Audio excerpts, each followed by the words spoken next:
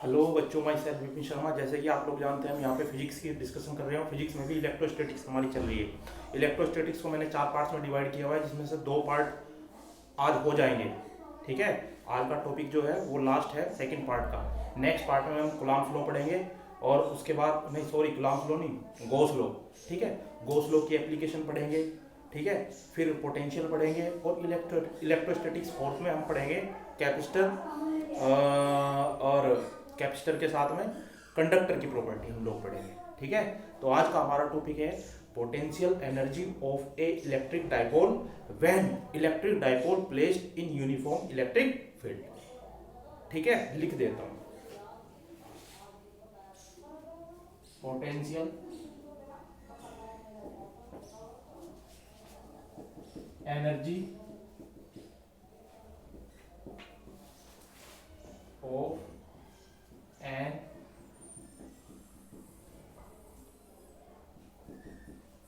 Electric dipole when placed in uniform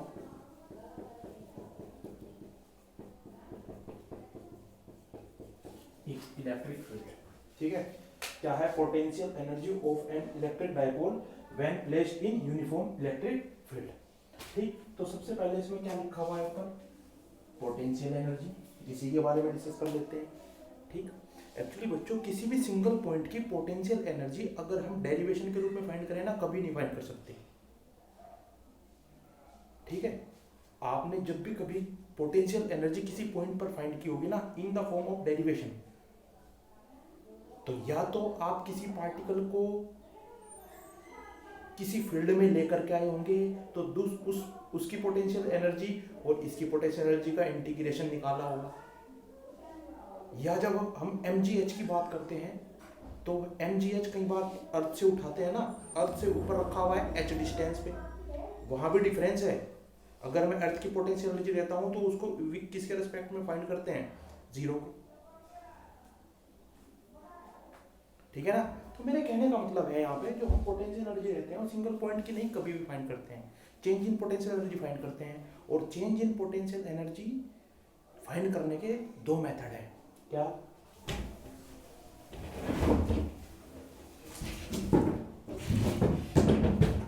first, change in potential energy is equal to negative work done by conservative force. Second, change in potential energy is equal to positive work done bye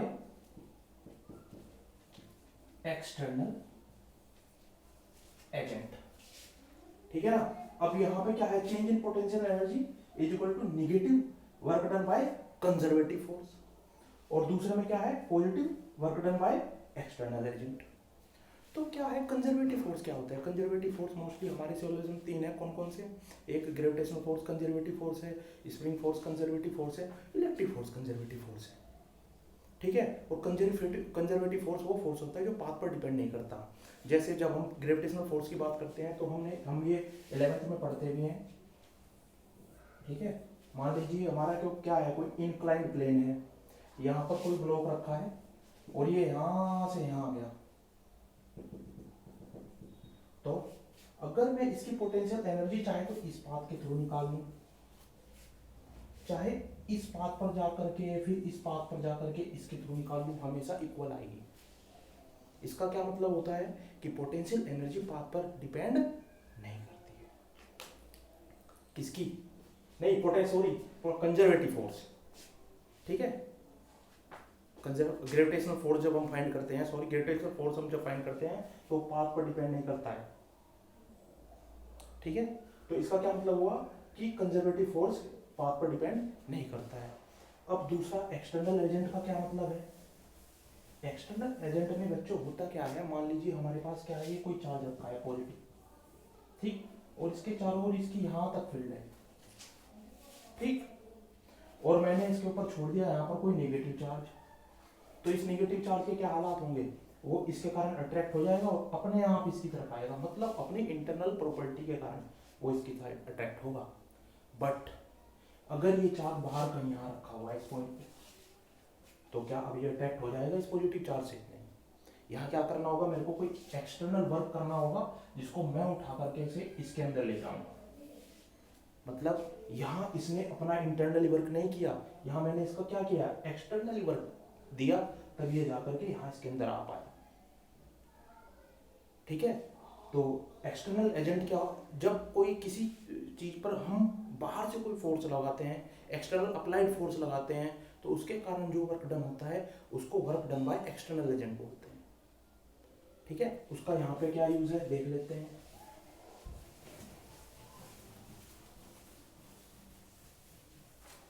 ठीक है, तो हमारा topic था potential energy, potential energy of an electric dipole when placed in uniform electric field. Uniform का क्या मतलब है? Uniform का मतलब है कि हमारे पास जो इलेक्ट्रिक फील्ड लाइंस होंगी वो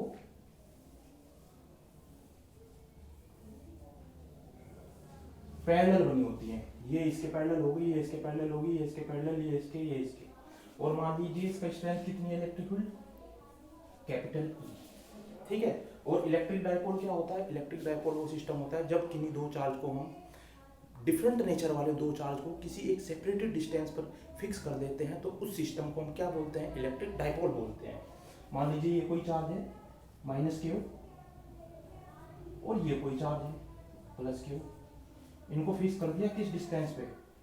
ये इसका बीच वाला पॉइंट है, ये L, ये L। ठीक है, मतलब 2L डिस्टेंस है इन दोनों के बीच में, तो इसका डाइपोल मोमेंट कितना हो जाएगा? P = Q × 2L। ये सभी चीजें पढ़ चुके हैं। ठीक है, अब इस डाइपोल में ये पे जो पॉजिटिव चार्ज है यहाँ पर, ये प्लस है, और अगर मैं यहाँ प्लेट लगाऊं, इमेजिनेशन करूं, तो इलेक्ट्रिक फील्ड में यहाँ पर कौन सा चार्ज होगा? यहाँ पर नेगेटिव चार्ज होगा इस फील्ड पर, और इस फील्ड पर पॉजिटिव चार्ज होगा। तो ये पॉजिटिव चार्ज क्या करेगा इसको, ये प्लेट इसको अपनी ओर अट्रैक्ट कर लेगी, और किस फोर्स से अट्रैक्ट करेगी? F = QE से। ठीक है ना, और इस चार्ज को ये वाली प्लेट अट्रैक्ट कर लेगी, यहाँ पे भी F, ये कितना फोर्स लगेगा? QE। अब इसके कारण क्या करेगा, ये घूमना चाहेगा। ठीक है, ठीक है, ये इलेक्ट्रिक डाइपोल इसमें रखा है। मैं एक क्या बच्चों देखो, मैं क्या करता हूँ, बुक में इस तरह से दिया हुआ है थीटा एंगल पे बना करके, मैं इसको थोड़ा डिफरेंट करने की कोशिश करता हूँ जिससे थोड़ा इजी हो जाएगा। ठीक, उसको क्या करते हैं, मान लीजिए हम इसको परपेंडिकुलर रखा हुआ है,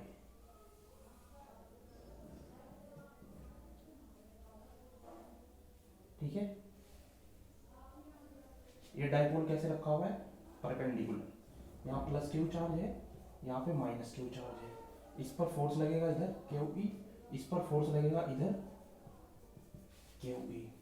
तो इसके कारण देखो ये ऐसे रोटेट करने की कोशिश करेगा, ये इधर, ये इधर। ठीक है, ये ऐसे रोटेट करने की कोशिश करेगा। अब किसी भी, अगर मैं इसको तुलना करूं, कंपेयर करूं, किसी इंसान की अगर मुझे पोटेंशियल एनर्जी चेक करनी है तो उसकी कुश्ती कराऊंगा किसी पहलवान से, तो मुझे पता चल जाएगा उसके अंदर कितनी पोटेंशियल एनर्जी है। इसी तरह से मैं क्या करूंगा, इसको, ये इधर घूमना चाह रहा है, मैं इसको इधर घुमाऊंगा, ये इधर घूमना चाह रहा है, मैं इसको इधर घुमाऊंगा। लेकिन ध्यान रखा जाए, इसको इतने कम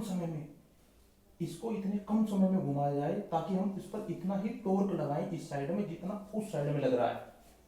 बात समझ में आ रही है? जैसे मान लीजिए टो है, इस पर इधर लग रहा है, और मैं इसको इन्फिनिटी स्मॉल स्टेप्स में धीरे धीरे टो फोर्स से ही, धीरे धीरे टो फोर्स से इधर घुमा रहा हूं, धीरे धीरे टो फोर्स से, ऐसे बहुत धीरे धीरे। ठीक है, जिससे क्या होगा, जब मैं वर्क डन निकालूंगा ना, वर्क डन में जो मैं इसका टॉर्क रखूंगा वो वही रख दूंगा जो इधर वाले का है। बात समझ रहे हो? तो जब मैं मान लीजिए मैंने इसको घुमाया, ये position,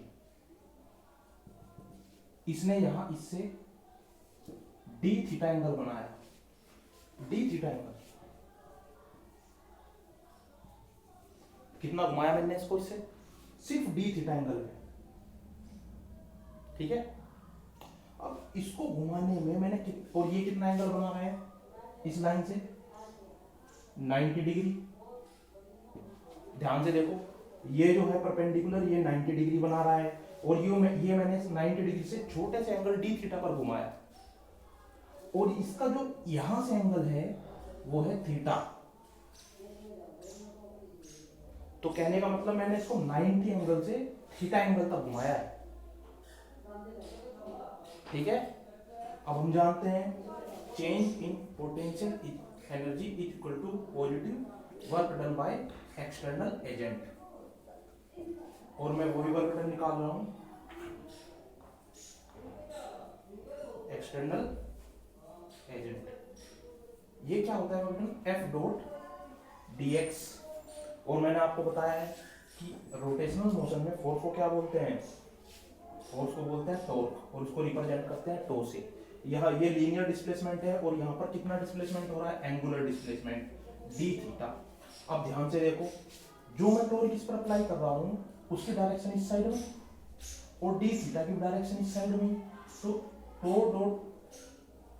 to D theta angle मान लिया मैंने, इनके बीच में अगर डॉट हटाया अल्फा बनेगा, और ये दोनों सेम डायरेक्शन में है, तो अल्फा की वैल्यू कितनी हो जाएगी, 0, और cos 0 की वैल्यू होती है। और मैं इसको कहां से कहां तक घुमा रहा हूं, मैं इसको 90 डिग्री से थीटा एंगल तक घुमाया। जब मैं इसको 90 डिग्री से थीटा एंगल पर घुमाऊंगा, और ये देखो ये 90 डिग्री से थीटा, तो टो इक्वल टू कितना हो गया, P E sine theta into D theta, ये हो गया, ठीक। और जब पी ई बाहर ले लिया, साइन थीटा का इंटीग्रेशन कोस थीटा, और ये कितना है 90 डिग्री और थीटा, ठीक है। अच्छा, यहां क्या था, डेल्टा यू था, डेल्टा यू मतलब you theta minus you 90 degree, मतलब पोटेंशियल एनर्जी जब ये कहां गया डाइपोल यहाँ पे, और पोटेंशियल एनर्जी जो इसकी इनिशियल पोजीशन थी 90 डिग्री पे वो, ठीक है। अब देखो यहां से minus p E cos theta और प्लस कोस पी ई कोस 90 डिग्री।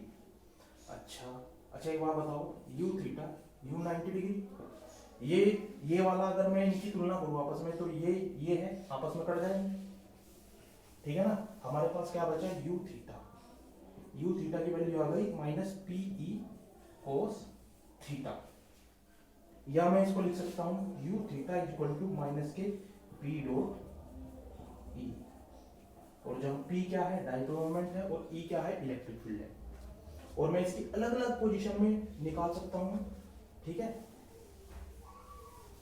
पोटेंशियल एनर्जी अलग अलग पोजीशन, मतलब when theta equal to 90 degree तब पोटेंशियल एनर्जी कितनी हो जाएगी, 0। जब when theta equal to 180 degree तब पोटेंशियल एनर्जी कितनी होगी, मैक्सिमम।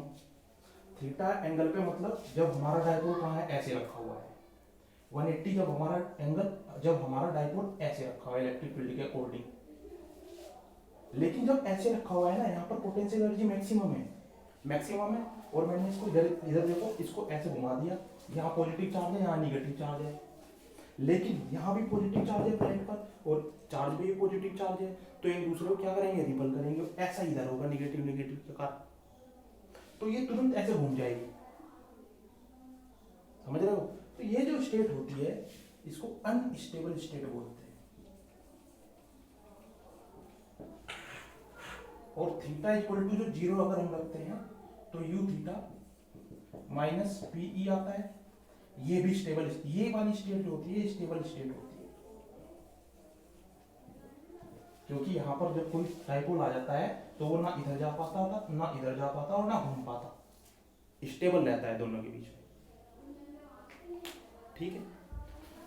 तो आई होप यही है बस, potential energy of an electric dipole when placed in uniform electric field. I hope आप लोगों को ये लेक्चर अच्छा लगा हो। और एक्चुअली मेरा मकसद क्या है कि सिर्फ और सिर्फ कॉन्सेप्ट समझाना। अगर कॉन्सेप्ट समझ में आ गया ना, तो इसकी सारी की सारी थ्योरी, लेट अस कंसीडर है electric dipole placed in a uniform electric field where the strength of electric field is E is shown in figure now. इस तरह से आप अपने आप बना के लिख सकते हैं। ठीक है ना? ठीक है, आज के लिए इतना ही। Okay, thank you. हम नेक्स्ट वीडियो में अब इलेक्ट्रोस्टैटिक्स थर्ड स्टार्ट करेंगे, जिसमें गॉस लॉ से स्टार्ट करेंगे। गॉस लॉ, फिर उसकी एप्लीकेशन, फिर पोटेंशियल, उसकी एप्लीकेशन, और उसके बाद इलेक्ट्रोस्टैटिक्स फोर्थ आ जाएगी। और उसमें सिर्फ 2 टॉपिक हमारे पास बचते हैं, कैपेसिटर और कंडक्टर। ठीक है, आफ्टर दैट इलेक्ट्रोस्टैटिक्स फिनिश हो जाएगी। Okay, thank you.